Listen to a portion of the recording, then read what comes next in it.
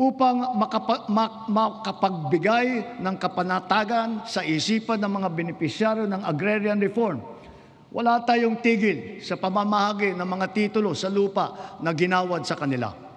Kaya sa loob ng 4 na taon, lagpas 400,000 titulo na ang suma total ng atin na ipamahagi sa kanila, na may kabuong lawak na mahigit 500,000 hektarya. Tatapusin na natin ang pamamahagi ng mga titulo sa susunod na taon.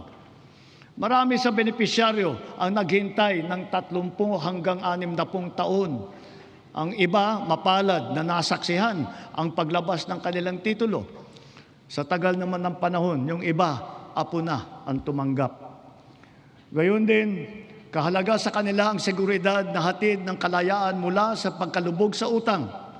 Kaya asahan ninyo, kukumplituhin na natin ngayong taon ang ginagawa natin pagpapawalang bisa ng mga utang ng ating mga benepisyaryo.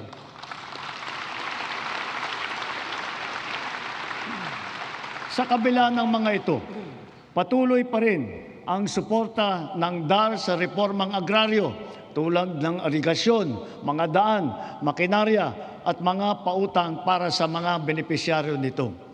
Kaya sinasabi ko, Secretary Conrad, huwag mong munang isipin na pwede ka na mag-retire. Marami ka pang trabaho na gagawin sa DAR.